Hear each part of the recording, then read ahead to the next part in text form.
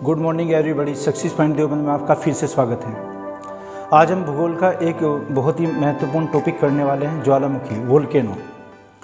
देखना, इसके बारे में हम चर्चा करेंगे कि वोल्केनो की उत्पत्ति कहाँ पर होती है पृथ्वी के अंदर, और इससे क्या निकलते हैं, कितने प्रकार के मेटल्स इससे निकलेंगी, चट्टानें कैसे बनती हैं और इसमें प्लेटें कहाँ पर आपस में टकराती हैं।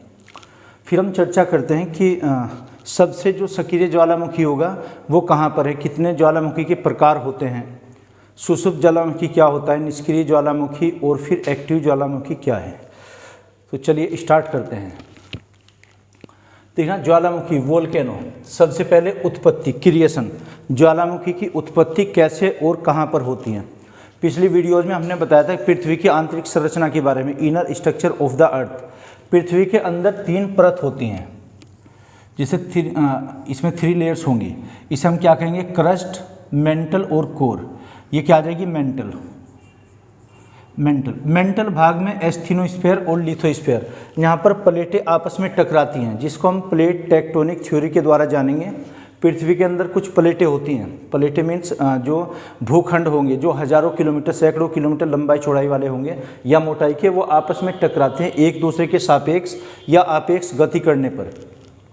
जब यहाँ पर टर्बुलेंस होती है तो इससे कुछ अर्धतरल भाग बाहर निकलता है, कुछ तरंगें उत्पन्न होती है, सेस्मिक वेव्स, यानी कि भूकंपीय तरंगों की उत्पत्ति होगी, और वो दरार पैदा करके एक नलिका बनाएंगी, जिस नलिका से तरल अर्धतरल पदार्थ बाहर निकलेगा, जिसे हम लावा या मैग्मा कहेंगे। आगे अभी आपको डिफरेंस भी बताएंगे इन दोनों में, लावा और मैग्मा में क्या डिफरेंस होता है और उसका कंपोजिशन क्या होता है, संगठन, मतलब वो किसका बना होता है। तो जैसे ये बाहर निकलते हैं या पृथ्वी के अंदर ही एक यहाँ पर इरप्शन होगा, इरप्शन यानी कि ये ज्वालामुखी विस्फोट, वोल्केनो इरप्शन। इससे क्या चट्टानें बनती हैं, या फिर इसमें मैग्मा जब नीचे जमा होता है तो खानों के द्वारा उससे कुछ मिनरल्स निकाले जाते हैं, खनिज पदार्थ निकाले जाते हैं। तो ऐसे ही जो ज्वालामुखी विस्फोट होगा, उत्पत्ति कहाँ पर होगी, मेंटल भाग के अंदर। किस में होती है, कौन सी प्लेटें, एस्थेनोस्फीयर और लिथोस्फीयर। तो अगर ये ऑप्शन आए ना कि ज्वालामुखी विस्फोट कहाँ पर होगा, मेंटल के अंदर लिखेंगे, मेंटल।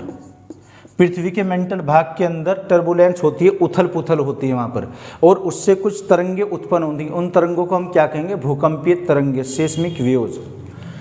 प्लेटों का नाम क्या होगा, एस्थेनोस्फीयर और लिथोस्फीयर। एस्थेनोस्फीयर और लिथोस्फीयर आपस में टकराती हैं, लिथोस्फीयर। जब ये आपस में टकराएंगी तो एक टर्बुलेंस पैदा होता है, इससे क्या होगा, ज्वालामुखी उद्गार होता है, वोल्केनो इरप्शन।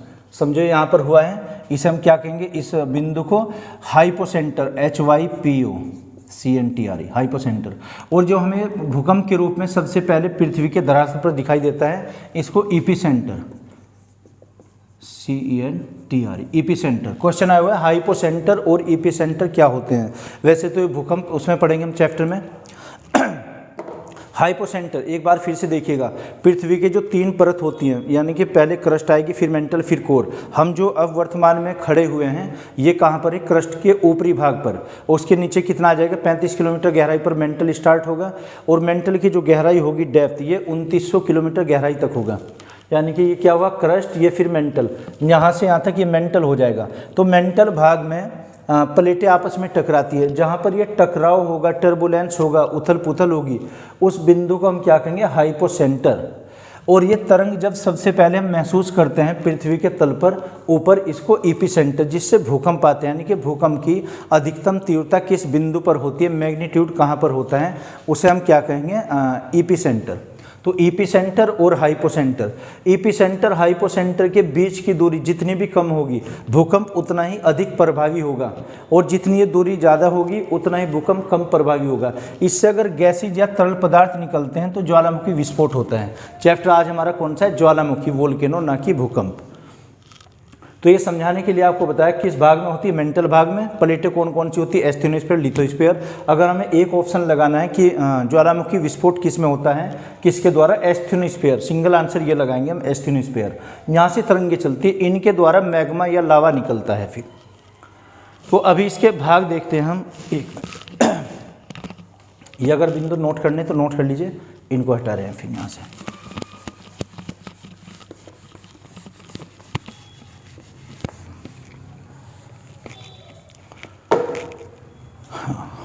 तो एक लाइन में अगर आंसर इसका देना चाहें कि पृथ्वी की उत्पत्ति ज्वालामुखी की उत्पत्ति कहाँ पर होती है, मेंटल भाग में, और मेंटल में एस्थेनोस्फीयर।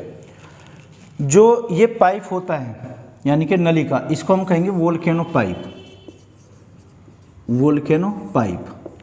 ये तो क्या आ जाएगी, ज्वालामुखी नलिका। इसके द्वारा लावा या मैग्मा निकलेगा, ये लावा या मैग्मा।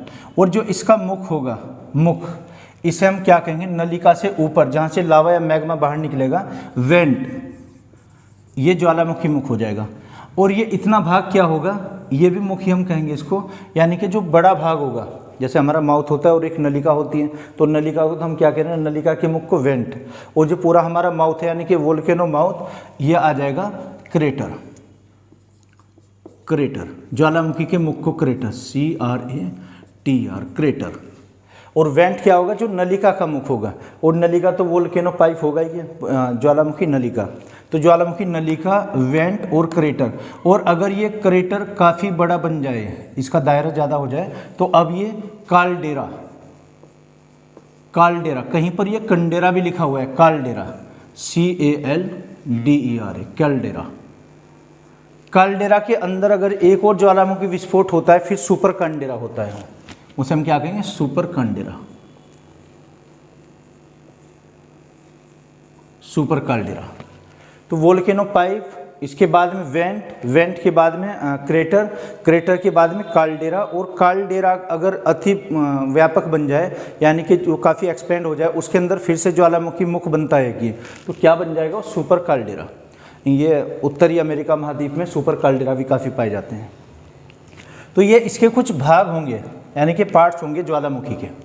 तो फिर से देखिएगा, ज्वालामुखी विस्फोट किसके कारण होता है, उत्पत्ति कैसे होगी, मेंटल भाग के अंदर कुछ प्लेटें टकराती हैं, वहाँ पर टर्बुलेंस होती है, उस टर्बुलेंस वाले बिंदु को हाइपोसेंटर, और जो वहाँ से तरंगें उत्पन्न होंगी पृथ्वी धरातल पर जो सबसे पहले महसूस करते हैं, उसे हम कहेंगे एपिसेंटर। तो हाइपोसेंटर एंड एपिसेंटर।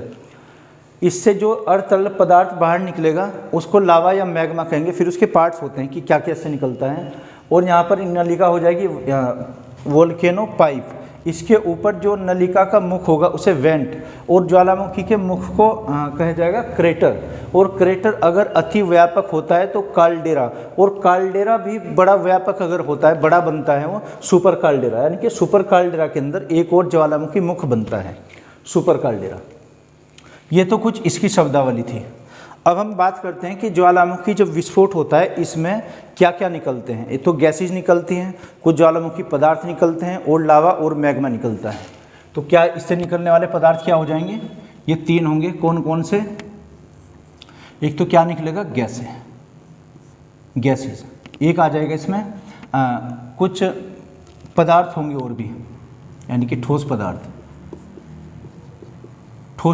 और लावा आ जाएगा कि लावा के फिर कितने प्रकार होते हैं, लावा या मैग्मा अभी आप एक ही समझिए, अभी बताएंगे आपको। फिर ये गैसें कौन कौन सी निकलती हैं देखना। ज्वालामुखी विस्फोट के दौरान सबसे अधिक गैसों में एक तो जल वाष्प होगी, 90% भाग तक जल वाष्प हो सकती है। उसके बाद में CO2, hydrogen, helium, hydrogen chloride, ये निकलते हैं। तो सबसे पहले गैस कौन सी आती है, जल वाष्प। ये PCS में क्वेश्चन आया है कि जल वाष्प कितना % होता है, 60% से 90% तक जल वाष्प निकलती है। तो क्वेश्चन है कि ज्वालामुखी विस्फोट के दौरान सबसे अधिक क्या निकलता है उससे, जो उद्गारित होता है। तो ये आ जाएगी वेपर, यानी वाटर वेपर। दूसरे नंबर पर कुछ गैसेज होंगी, गैस कौन सी, CO2, कार्बन डाइऑक्साइड, और फिर आ जाएगी हाइड्रोजन, फिर आएगी नाइट्रोजन, और ये हीलियम, और एक हाइड्रोक्लोराइड, HCl, हाइड्रोक्लोरिक एसिड होता है लेकिन HCl हाइड्रोक्लोराइड। और यहाँ पर क्या होगा, अन्य अदर गैसेज होंगी। तो जलवाष्प सबसे अधिक होगी, और गैसों में सबसे अधिक CO2। तो अगर ये आता है कि ठोस पदार्थ या गैसेज में जलवाष्प में सबसे अधिक क्या निकलता है, जलवाष्प, वाटर वेपर। तो जल वाष्प का परसेंट कितना, 60% to 90%। उसके बाद में गैसेज कौन सी, CO2, हाइड्रोजन, हीलियम, नाइट्रोजन, और अन्य गैसेज होती हैं। ये तो इससे निकलने वाली गैसेज श्रेणी में आएगा। और ठोस पदार्थ जो निकलेंगे, ठोस पदार्थ वैसे उनको सिंडर बोलते हैं, सिंडर, लेकिन सिंडर के भी कई प्रकार होते हैं। फिर सिंडर क्या क्या हो जाएंगे, इसके टाइप्स होंगे। फिर एक तो आएगा इसमें टफ, एक तो ये, और एक ये होता है लेपेली। अच्छा, एक होता है इसमें कोण अर्ध, ये त्रिभुजाकार अवस्था में होगा, तो बाम्बे भी बोलते हैं उसको, बाम्बे या बाम्बा, बाम्ब। एक बाम्ब होता है और एक ब्रेयली या ब्रेयेपी, है ना, ये इसके भाग होते हैं। टफ आया हुआ है क्वेश्चन कि टफ क्या होता है। देखना, जो ज्वालामुखी उद्गार होगा इससे कुछ छोटे मोटे कण निकलेंगे, एक तो अति महीन होंगे, एक थोड़े बड़े होंगे चने के साइज में या फिर मटर के साइज में, और एक आ जाएंगे ऐसे ठोस पदार्थ जिनका व्यास 1 फीट तक होता है, इसकी डायमीटर, और एक तिकोने आ जाएंगे। ये ब्रेसिया होता है, ब्रेसिया। तो डफ, लेपिली, बाम्ब और ब्रेसिया, अगर वो अति छोटे कण हैं तो क्या कहलाएंगे? टफ, और इससे थोड़े बड़े हैं तो क्या आ जाएगा? लेपिली, और थोड़े और बड़े हैं जिनका व्यास 1 फीट तक होता है, ये क्या आ जाएंगे? बाम्ब। और अगर वो त्रिभुजाकार है, तिकोने, एक उसमें कोना भी निकला हुआ है त्रिभुज के आकार के, ये ब्रेसिया आ जाएंगे, ब्रेसिया। तो ये जो इसके पार्ट्स होते हैं ये सब क्या कहलाएंगे? सिंडर। तो एक तो उसमें से क्या निकलती है? ज्वालामुखी में से गैसेज निकलती हैं। गैसों में सबसे अधिक कौन सी? जलवाष्प। उसके बाद में CO2, carbon dioxide, carbon monoxide, hydrogen, nitrogen और अदर गैसेज होती हैं। तीसरे नंबर पर जो ठोस पदार्थ होंगे, उन ठोस पदार्थों को, जो लावा या मैग्मा होगा ठंडा होने पर, उसे सिंडर कहा जाएगा। और सिंडर में ये होते हैं जो छोटे कण होंगे, टफ होंगे, या जो जल में प्रवाहित होते हैं। मान लीजिए कोई ज्वालामुखी, जैसे भूमध्य सागर में अधिकांश ज्वालामुखी विस्फोट सागर के अंदर ही होते हैं, इसलिए भूमध्य सागर को प्रकाश स्तंभ भी कहा गया है। वहाँ पर जो छोटे कण निकलेंगे और जल में प्रवाहित होंगे, वो छोटे हो जाएंगे, उन्हें हम क्या कहेंगे? टफ। लेपिली उससे बड़े होंगे, बाम्ब होंगे, और जिनमें कौन? ब्रेसिया होंगे। ये सब क्या कहलाएंगे? सिंडर कहलाएंगे। तो क्वेश्चन ऐसे भी आए हुए हैं कि जो ठोस पदार्थ निकलता है ज्वालामुखी के अंदर से, लावा के रूप में होगा, वैसे वो ठंडा होने पर क्या कहलाएगा? तो ठंडा होने पर सिंडर बन जाता है वो फिर, और सिंडर के ये फिर प्रकार होंगे। नेक्स्ट देखते हैं इसमें लावा या मैग्मा। पृथ्वी के भूगर्भ से निकलने वाला जो अर्धतरल पदार्थ है, हो सकता है कि वो पृथ्वी की धरातल की लेयर को, यानी कि जब क्रस्ट में आएगा ये चीज़, और क्रस्ट की उस लेयर को वो नहीं तोड़ सकता, अंदर ही जमा हो जाता है, तब उसे मैग्मा कहा जाएगा। और जब बाहर ये विस्फोटित होता है तब उसे हम लावा कहते हैं। तो लावा और मैग्मा एक ही चीज़ है। ये अर्धतरल अवस्था में होता है, अर्धतरल। सूखकर क्या कहलाते हैं? सिंडर कहलाते हैं। इसके भी दो भाग होते हैं फिर मैग्मा या लावा के। एक तो आ जाएगा एसिड के रूप में, एसिड, और एक अक्षारीय रूप में आएगा, अक्षारीय। एसिड, एसिटिक और बेसिक। ये क्या आ जाएगा? बेसिक। और ये एसिटिक। एसिटिक का उदाहरण है कि वो ज्वालामुखी कौन सी है जिसमें उद्गार के समय लावा एसिड अवस्था में निकलता है। यह आ जाएगा स्टाम्बोली, और एक स्टाम्बोली तो यहीं पर है भूमध्य सागर में, और एक मोनालोआ। इसका बेस्ट एग्जाम्पल जो एसिड लावा का एग्जाम्पल होगा स्ट्राम्बोली। ये कहाँ पर है? इटली में। इटली का एक सिसिली द्वीप पड़ता है, लिपारी। सिसिली राज्य है वहाँ का, सिसिली द्वीप भी है और राज्य भी है, जैसे हमारा अंडमान निकोबार, वो द्वीपों पर स्थित है। ऐसे यहाँ पर स्टाम्बोली कहाँ पर? लिपारी द्वीप पर स्थित है। और अक्षारीय अवस्था में मोनोलोआ। ये मोनोलोआ कहाँ पर है? अमेरिका में, USA। अमेरिका का एक राज्य है हवाई द्वीप में मोनालोआ स्थित है। तो ये अक्षारीय का बेस्ट एग्जाम्पल है। और एसिड का सबसे अच्छा एग्जाम्पल स्टाम्बोली, जिसको प्रकाश स्तंभ भी कहते हैं, 1000 प्रकाश स्तंभ। तो ये ज्वालामुखी से निकलने वाले पदार्थ क्या क्या हो जाएंगे? उसमें गैसेज होंगे, कुछ ठोस पदार्थ होंगे जो पहले लावा होंगे, बाद में सूखकर सिंडर कहलाएंगे, और एक उसमें जो लावा निकलता है। गैसों में सबसे अधिक कौन सा? जलवाष्प। और ठोस पदार्थ क्या हो जाएंगे? सूखकर वो सिंडर बनते हैं। और इसके आपको ये पार्ट्स बताएं, ये क्या हो जाएगा? ज्वालामुखी नलिका, इसका जो मुख होगा वेंट, और जो बड़ा मुख इसका हो जाएगा ये क्रेटर बड़ा होकर कंडेरा बनेगा, और कंडेरा बड़ा होकर सुपर कंडेरा बनता है। अब हम ज्वालामुखी के प्रकारों की बात करते हैं कि ज्वालामुखी कितने प्रकार के होते हैं। आप अगर ये चाहें तो नोट करते रहिए साथ साथ। तो ज्वालामुखी को 3 प्रकार हैं। कौन कौन से? एक तो आएगी इसमें सक्रिय ज्वालामुखी, एक्टिव वोल्केनो, सक्रिय ज्वालामुखी, ज्वालामुखी। नंबर 2 आ जाएगी सुषुप्त, सुषुप्त या इनएक्टिव, डोरमेंट, DORMENT, डोरमेंट। और एक आ जाएगी निष्क्रिय, ये शांत, शांत या मृत, एक्सटिंक्ट, EXTINCT, एक्सटिंक्ट या डेड भी बोल सकते हैं। तो ज्वालामुखी कितने प्रकार की हुई? 3 प्रकार की, एक्टिव, इनएक्टिव और डेड, या फिर सक्रिय ज्वालामुखी, सुषुप्त ज्वालामुखी या निष्क्रिय, और एक शांत ज्वालामुखी एक्सटिंक्ट वोल्केनो, एक्सटिंक्ट, डोरमेंट और ये एक्टिव। सक्रिय ज्वालामुखी को क्या कहेंगे इंग्लिश में हम? एक्टिव। ये एक्टिव हो जाएंगी। तो 3 प्रकार के ज्वालामुखी होते हैं। तो क्वेश्चन आया कि निम्नलिखित में से कौन सक्रिय ज्वालामुखी, कौन निष्क्रिय ज्वालामुखी? तो सक्रिय ज्वालामुखी जो सबसे बड़ा होगा, ये जो हवाई द्वीप अमेरिका का, वहाँ पर किलायू नंबर 1, कहाँ पर? किलायू, किलायू ज्वालामुखी। ये कहाँ? हवाई द्वीप अमेरिका, हवाई द्वीप, हवाई द्वीप USA। ये USA का एक राज्य होगा हवाई द्वीप। ये उनसे भी संबंधित है जो फॉर्मर प्रेसिडेंट ऑफ USA, यानी कि बराक ओबामा। बराक ओबामा का जो जन्मस्थली इसी द्वीप पर पड़ता है। जैसे हमारे अंडमान निकोबार या लक्षद्वीप, ऐसा ही अमेरिका का एक हवाई द्वीप। ये संगठन से अलग वहाँ का राज्य है। तो USA का हवाई द्वीप राज्य में किलायू, ये सबसे एक्टिव, इसमें सबसे अधिक सक्रिय हैं। इसमें ज्वालामुखी विस्फोट होता ही रहता है। दूसरा एक आ जाएगा, यह है एक बागाना, बागाना, बागाना ज्वालामुखी कहाँ है? यह आ जाएगा Guinea, Papua New Guinea, Papua New Guinea, New Guinea एक देश है, पापुआ न्यू गिनी, वहाँ पर आएगा। तीसरा एक आ जाएगा इसमें, एक और भी है, एटना, एटना, सिमरू लिख देते हैं पहले, सिमरू नहीं, सुमेरु, सुमेरु ज्वालामुखी। ये कहाँ है? अंडमान निकोबार में। सिमरू एक और भी है यहाँ पर,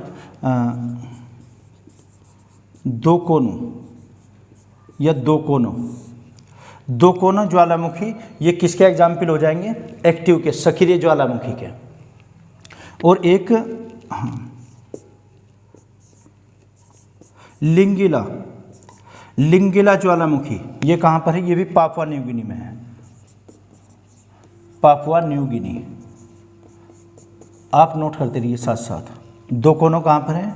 इंडोनेशिया में, इंडोनेशिया, इंडोनेशिया में अगर देखा जाए एशिया में, साउथ एशिया सबसे अधिक वहाँ पर उस देश में ज्वालामुखी विस्फोट होते हैं। हाल ही के दिनों में भी एक हुआ था। अच्छा, नंबर 5 अगर देखते हैं, एक आएगा इसमें एटना, माउंट एटना। एटना कहाँ है? Italy, Italy. और एक नंबर 6 इस्तांबुली, इस्तांबुली। इसके बारे में अभी और भी विशेषता बताएंगे। इस्तांबुली ये भी इटली में है। 1000 प्रकाश स्तंभ इसी का नाम है, और ये भूमध्य सागर में उद्गार होता है इसका, इस्तांबुली। आगे यहीं पर लिख देते हैं इस्तांबुली।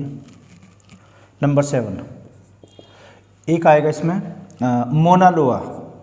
ये शांत ना लिखकर अब हम यही लिख रहे हैं इसमें ज्वालामुखी। इसकी अलग टेबल बना देंगे फिर शांत वाले की,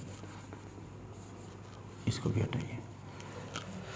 तो नंबर 7 कौन सा हो जाएगा? मोना लोआ, मोना लोआ। मोना लोआ कहाँ है? ये भी USA में हवाई द्वीप पर। ये भी बड़ा ज्वालामुखी होगा, एक सबसे बड़ा सक्रिय ज्वालामुखी मोना लोआ। और सबसे अधिक जिसमें ज्वालामुखी विस्फोट होते हैं लगभग हर दिन ही, वो किलायू होता है। अच्छा, एक आ जाएगा इसमें, इक्वाडोर में है, इक्वाडोर का एक है इसमें कोटापेक्सी, कोटोपेक्सी, कोटोपेक्सी, इक्वाडोर, इक्वाडोर। ये यहाँ पर आ जाएगा। ये भी एक ऊंचाई पर स्थित ज्वालामुखी में से है। और नंबर 9 एक आ जाएगा एरेबस। एरेबस दक्षिणी ध्रुव पर जो ये है अटलांटिक द्वीप पर, दक्षिणी ध्रुव कह सकते हैं, दक्षिणी ध्रुव की ओर एरेबस। अच्छा, और एक भारत में भी है। भारत में कौन सा? अंडमान निकोबार में है। एक तो बैरन और एक नारकोडम। तो बैरन इसका आ जाएगा बैरन।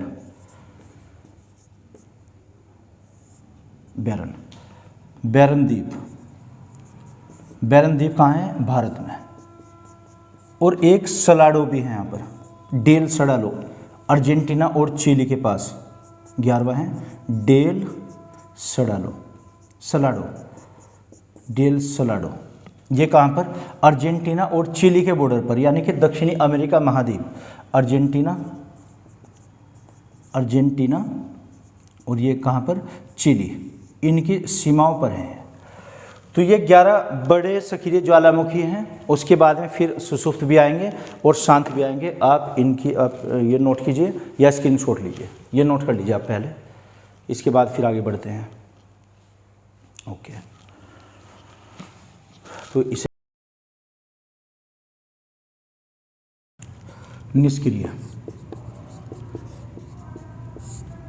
निष्क्रिय या सुषुप्त ज्वालामुखी, डोरमेंट वोल्केनो। इसमें सबसे बड़ा कौन सा हो जाएगा?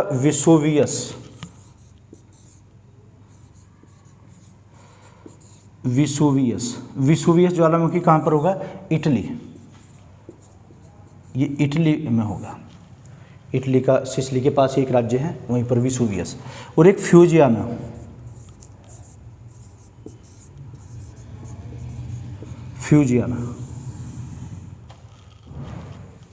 ये किसकी? ये फ्यूजियाना कहाँ है? जापान में। जापान, फ्यूजियाना, विसुवियस और फ्यूजियाना। अच्छा, एक किलिमंजारो, पोपो भी आएगा और किलिमंजारो, पोपो, माउंट पोपो। ये कहाँ पर है? बर्मा में। तो ये बेस्ट एग्जाम्पल तो इसके 3 ही होंगे। विसुवियस, तो क्वेश्चन है कि विसुवियस, ज़्यादातर ये जो ज्वालामुखी टैली करने के लिए आते हैं कि कौन सा ज्वालामुखी किस राज्य में है।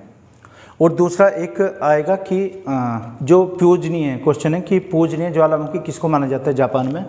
ये आ जाएगा फ्यूजियाना। और पोपो कहाँ है? बर्मा, यानी कि म्यांमार में। ये इसके एग्जाम्पल होंगे। इसके बाद में जो शांत होते हैं, शांत ज्वालामुखी या डेड, उसमें आ जाएगा एक कोहे सुल्तान, ईरान में है कोहे सुल्तान।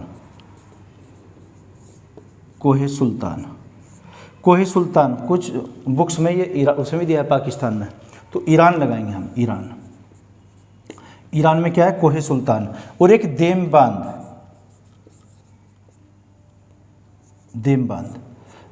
किस में आएगा? ये भी ईरान में है। देमबांद और ईरान। एक किलिमंजारो, तंजानिया में। किलिमंजारो कहाँ पर है? तंजानिया, अफ्रीका का एक देश होगा तंजानिया, किलिमंजारो। ओके, और एक इंडोनेशिया में एक और भी है, नाम उसका निकल गया दिमाग से। तो कोहे सुल्तान, देमबान, किलिमंजारो और एक अकांकागुआ।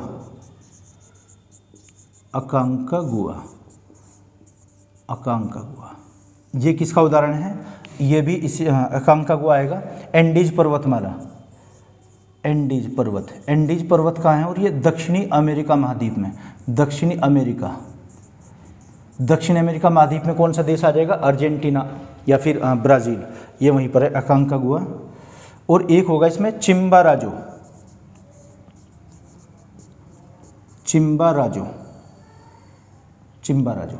ये भी अमेरिका में होगा, यूएसए में। ये चिम्बाराजो इक्वाडोर में है, यानी कि दक्षिणी अमेरिका में। तो ये किसके एग्जाम्पल हो जाएंगे? शांत के।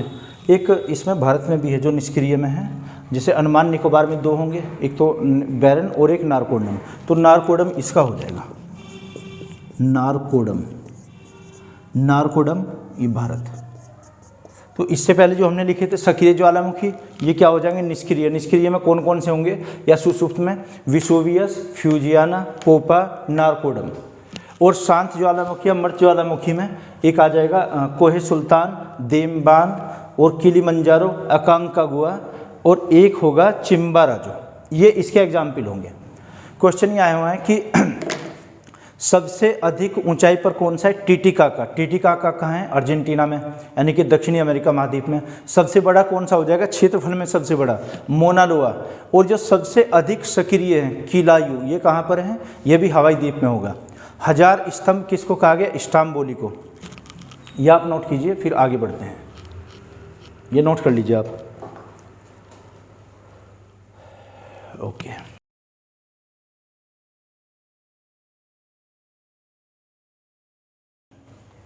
अब बात करते हैं, क्वेश्चन आया हुआ कि 1000 स्तंभ किसे बोलते हैं, स्टाम्बोली। स्टाम्बोली जो ज्वालामुखी होगा ये किस देश में होगा, इटली। इटली का राज्य कौन सा हो जाएगा, ये सिसिली। सिसिली राज्य है यहाँ का, सिसिली। और इस पर एक टापू होगा लिपारी। लिपारी यहाँ पर क्या, जैसे ये भूमध्य सागर है, मेडिटेरियन सी, भूमध्य सागर, भूमध्य सागर, इंग्लिश में क्या कहेंगे, मेडिटेरियन सी। इसमें जो ज्वालामुखी विस्फोट होते हैं, ज्वालामुखी विस्फोट कभी यहाँ पर ये ऐसे विस्फोट होते रहते हैं, है ना। तो इसे हम क्या कहेंगे, 1000 प्रकाश स्तंभ, लाइट हाउस होते हैं। जैसे समुद्र के अंदर किसी शिप को इंडिकेशन दिखाने के लिए लाइट हाउस होता है, और पावर हाउस वो जहाँ पर बिजली बनती है। तो इसको हम क्या बोलते हैं, 1000 लाइट हाउस, प्रकाश स्तंभ, प्रकाश स्तंभ, 1000 light house, light house, light house ज्वालामुखी। तो स्टाम्बोली कहाँ पर है, स्टाम्बोली इटली। इटली का राज्य कौन सा है, सिसिली। सिसिली द्वीप भी और राज्य भी। और यहाँ पर टापू का नाम क्या आ जाएगा, टापू का लिपारी द्वीप। तो लिपारी द्वीप में जो भूमध्य सागर है, यहाँ भूमध्य सागर में हजारों की तादाद में ज्वालामुखी विस्फोट होते रहते हैं। तो उसमें जो उद्गार होता है वो प्रकाश स्तंभ की तरह दिखाई देते हैं। एक और आता है इसमें अग्निवलय, अग्निवलय, फायर रिंग्स, फायर रिंग्स। ये क्या होता है, फायर रिंग्स, जो प्रशांत महासागर होगा, देखना प्रशांत महासागर, पैसिफिक ओशियन, प्रशांत महासागर, पैसिफिक, पैसिफिक, पैसिफिक ओशियन में, पैसिफिक ओशियन में इसके चारों ओर जितने भी जैसे देश होंगे यहाँ पर, इसमें कहीं ना कहीं विस्फोट होता रहता है, कहीं ना कहीं ज्वालामुखी उद्गार, वोल्केनो इरप्शन होगा। चूँकि यहाँ पर प्रशांत महासागर की एक पेटिका होगी और जो खिसकती है, इसीलिए मोमेंट होता है मेंटल भाग के अंदर। तो यहाँ जो विस्फोट होते हैं एक रिंग्स बनाती हैं, यानी कि कहीं ना कहीं विस्फोट है तो ये क्या बन जाता है, एक घेरा बन जाता है। इस घेरे को हम क्या कहेंगे, रिंग, फायर रिंग, कहीं ना कहीं विस्फोट होगा।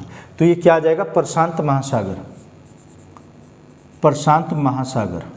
प्रशांत महासागर में ज्वालामुखी उद्गार किनारों पर होते हैं, उसके जो प्लेटें होंगी, प्लेटों के इफेक्ट से कौन सी प्लेटें आ जाएंगी, ये यूरेशिया की और इसकी प्रशांत महासागर की प्लेटें आपस में टकराती हैं और वहाँ यानी कि मेंटल भाग के अंदर उसमें उथल पुथल होती है, एक टर्बुलेंस उत्पन्न होता है जिसके कारण से ज्वालामुखी विस्फोट होता है। तो प्रशांत महासागर में कहीं ना कहीं विस्फोट है। इस घटना को हम क्या कहेंगे, फायर वलय। एक तो क्वेश्चन क्या आता है कि 1000 प्रकाश स्तंभ किसे कहते हैं, ये स्टाम्बोली को, और फायर रिंग्स किसे कहते हैं, प्रशांत महासागर में होने वाले जो ज्वालामुखी उद्गार होंगे, ज्वालामुखी विस्फोट होंगे, उन्हें कहेंगे। तो आप ये नोट करते रहिए, इसे भी आगे बढ़ते हैं। फिर स्क्रीनशॉट लीजिए या आप नोट कीजिए साथ साथ, फिर हटाते हैं इसे। ओके, एक क्वेश्चन आता है कि ज्वालामुखी उद्गार के समय कहीं कहीं पर गेसर बनते हैं जिनको हम गीजर भी कहते हैं या फिर धुआंरा, स्मोक। एक तो क्या आ जाएगा, गेसर, गेसर को GYESER, गेसर, या फिर गीजर भी कहते हैं इसको, गीजर, गर्म पानी, जैसे बाथरूम में लगाते हैं गर्म पानी के लिए, शावर के लिए, वही गीजर। कहीं कहीं पर जब ज्वालामुखी विस्फोट होगा तो वहाँ ये सब लावा या मैग्मा ना निकलकर उसके स्थान पर गर्म पानी निकलता है, गर्म पानी जैसे, है ना, ये फुहारे होंगे, गर्म पानी के फुहारे।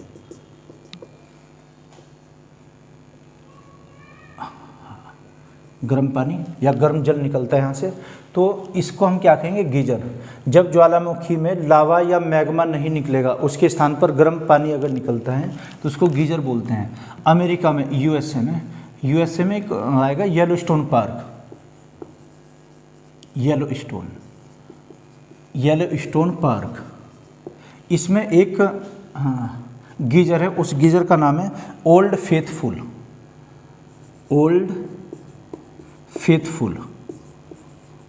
एक तो ओल्ड फेथफुल, अमेरिका में ओल्ड फेथफुल किसका उदाहरण है, गीजर का या गेसर का, गेसर का उदाहरण। गेसर हम किसे कहते हैं कि जहाँ लावा या मैग्मा उससे नहीं निकलता, ज्वालामुखी से गर्म पानी निकलता है, तो गर्म पानी के फुहारे होते हैं, अप्स एंड डाउन्स, कभी ऊपर जाते हैं कभी नीचे, वो क्या कहलाएंगे, गीजर। और गीजर का बेस्ट एग्जाम्पल ओल्ड फेथफुल, और एक होगा इसमें एक्सेल्सियर, एक तो यही हो जाएगा।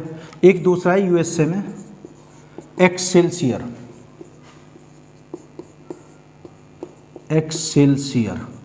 ये एक जगह का नाम है। इसमें भी क्या है, एक गीजर बना हुआ है, यहाँ पर भी नेचुरल गीजर या गैसर, उससे गर्म पानी के फुहारे निकलते हैं। तो ये क्वेश्चन आता है कि गैसर क्या होता है। जब ज्वालामुखी के अंदर से लावा या मैग्मा नहीं निकलेगा, उससे निकलने वाली जो वाष्प होगी या जल होगा, उससे क्या बनता है, गीसर बनता है या गैसर बनता है। दूसरा एक शब्दावली आती है धुआंरा,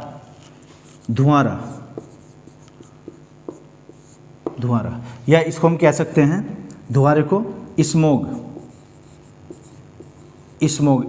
क्या होता है, जब ज्वालामुखी कहीं पर विस्फोट होगा वहाँ पर धुआं निकलेगा, एक ये, ना तो जल निकलेगा, ना लावा होगा, ना मैग्मा होगा, स्मोग होगा, जल वाष्प भी होंगी, लेकिन धुआं की टेंडेंसी जैसा होगा वो स्मोक।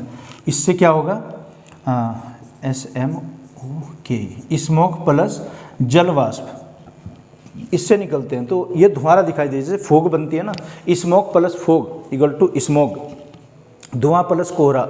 जैसे कोहरा आज के दिनों में आप देखते हो कोहरा छाया हुआ है, अगर यहाँ पर धुआं भी कर दिया जाए, पोल्यूशन यानी कि, और कोहरा, वो क्या बनेगी स्थिति, स्मोग बन जाएगी। तो नेचुरल स्मोग क्या होते हैं, धुआंरा।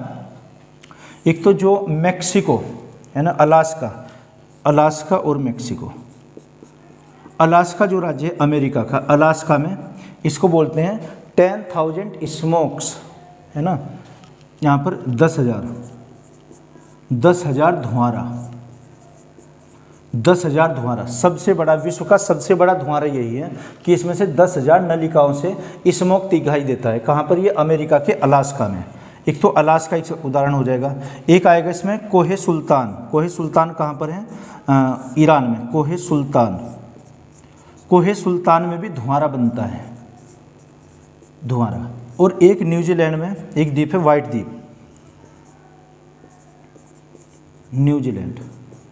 न्यूजीलैंड में कौन सा है, एक जगह का नाम है पेलेंटी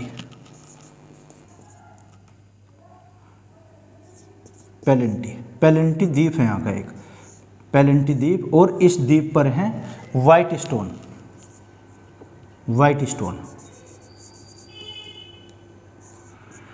स्टोन के नाम से एक धुआंरा होगा न्यूजीलैंड में। तो ये धुआंरे कहाँ पर है, अलास्का अमेरिका, कोहे सुल्तान ईरान, और पेनल्टी या कहिए व्हाइट द्वीप या व्हाइट द्वीप या न्यूजीलैंड में। 3 धुआंरे, इनमें सबसे बड़ा कौन सा है, अलास्का में। और जो गीजर बनते हैं या फिर गेसर बनते हैं, ये भी अमेरिका में 2, ओल्ड फेथफुल येलोस्टोन पार्क में, और दूसरा अमेरिका में ही एलेक्सेल्सियर नाम है, जैसे सेल्सियस नाम होता है तो सेल्सियर, एक्सेल्सियर, ये भी एक गीजर बनता है। तो अमेरिका में 2 हुए। और यहाँ अगर देखते हैं, एक तो अलास्का उत्तरी अमेरिका में आ जाएगा, कोहे सुल्तान और न्यूजीलैंड, इसमें क्या बनेगा, स्मोक बनता है, और यहाँ पर गेसर बनते हैं। तो ये क्वेश्चंस आए हुए हैं, एक बार और हम इसका रिवीजन कर लेते हैं 2 मिनट के लिए। एक तो क्वेश्चन ये आएगा कि ज्वालामुखी विस्फोट की प्रक्रिया कहाँ से शुरू होती है? पृथ्वी के अंदर मेंटल भाग से होगी। उस भाग को हम क्या कहेंगे? उसे हम हाइपोसेंटर कहेंगे। जहाँ पर ये उद्गार होगा या पहले सेस्मिक वेव्स या भूकंप आएगा, उस भूकंप वाले स्थान को एपिसेंटर। और जो नलिका होगी इसको कहा जाएगा ज्वालामुखी नलिका। नलिका के मुख को वेंट और ज्वालामुखी के मुख को क्रेटर। दोनों में अंतर देखिए। जो ज्वालामुखी की नलिका होगी, इस नलिका का जो सिरा होगा, इस सिरे को वेंट, और जो ज्वालामुखी विस्फोट जहाँ पर होगा क्रेटर। और क्रेटर अगर बहुत ही बड़ा बन जाए, क्रेटर काफ़ी अत्यंत मात्रा में बड़ा होगा, तो इसको हम क्या कहेंगे? काल्डेरा। कंडेरा या काल्डेरा एक ही शब्द है। काल्डेरा अगर व्यापक हो जाएगा तो इसे हम कहेंगे सुपर काल्डेरा। तो ये क्वेश्चंस हैं। और इसके फिर कुछ भाग होते हैं। ज्वालामुखी विस्फोट के दौरान क्या उससे निकलता है उद्गार से? तो कुछ गैसेज निकलती हैं, वाष्प जल निकलता है, और एक आ जाएगा उसमें ठोस पदार्थ होंगे लावा और मैग्मा के रूप में। जब वो सूख जाएगा तो उन्हें विभिन्न नामों से जाना जाएगा। क्या? एक तो टफ होगा। टफ क्या? जो महीन कण होंगे, यानी कि लावा मैग्मा जब बाहर निकलेगा वो सूखकर महीन कण बनेंगे, टफ। और जब उनका आकार एक चने के या एक मटर के जैसा हो जाएगा, अब उसे हम क्या कहेंगे? लेपिले, है ना, लेपिले। और एक आ जाएगा बाम। बाम क्या होगा? जब उसका व्यास 1 फीट या उससे अधिक होगा, और अगर वो तिकोना या त्रिभुज के आकार का है तब ब्रेसिया। ये क्वेश्चन है कि ब्रेसिया क्या होता है? जब तिकोने आकार में होगा लावा का सूखा हुआ भाग। और इन सब को हम क्या कहेंगे? जो उसके भाग होंगे, ये पार्ट्स, ये आ जाएंगे सिंडर, यानी कि सिंडर्स निकलते हैं यहाँ से। ओके, अब उसमें फिर प्रकार होते हैं। कितने प्रकार की ज्वालामुखी होती है? 3 प्रकार की, सुषुप्त, निष्क्रिय और एक ये हो जाएगी शांति अमृत। सुषुप्त के हमने एग्जाम्पल बताएं तो सबसे बड़ा कौन सा आ जाएगा? ये किलायु। और सबसे अधिक ऊंचाई पर टिटिकाका। सबसे बड़ा कौन सा? मोनालोआ। अच्छा, और इसमें फिर सुषुप्त के एग्जाम्पल बताए थे, उसमें जैसे फ्यूजियाना या विसुवियस। और मर्त होते हैं जो डेड, ये कोहे सुल्तान, देमबान, और एक आ जाएगा उसमें किलिमंजारो और अकांकागुआ। फिर इसमें धुआरा और गेसर की स्थिति बनती है। गेसर क्या होगा? जब लावा या मैग्मा के स्थान पर वहाँ पर ये गर्म पानी निकलेगा या फिर वाष्प निकलेगी गर्म। उसका बेस्ट एग्जाम्पल क्या हो जाएगा? अमेरिका का येलोस्टोन पार्क। उसका नाम क्या है? Old faithful. और दूसरा कौन सा? एक्सेलसियर, ये भी अमेरिका में है। या फिर वहाँ से धुआं निकलेगा, धुआं और फोग जैसी स्थिति बनेगी, जिसे हम ये स्मोक कहेंगे, यानी कि धुआरा। तो धुआरा क्या होता है? एक तो अलास्का में है, और एक कोहे सुल्तान उसमें आ जाएगा ईरान में, और एक न्यूजीलैंड में जो वहाँ का वाइट द्वीप पड़ता है, यानी कि वाइट स्टोन। इसमें 3 धुआरे बनते हैं। तो ज्वालामुखी से लगभग इनसे ही क्वेश्चंस ज़्यादा पूछे गए हैं। फिर भी अगर आपको ये लगता है कि ये कम है या कोई इसमें कमेंट करना चाहे तो कमेंट बॉक्स में आप कर सकते हैं। मुझे आशा है कि आपकी समझ आएगा। Okay, thank you.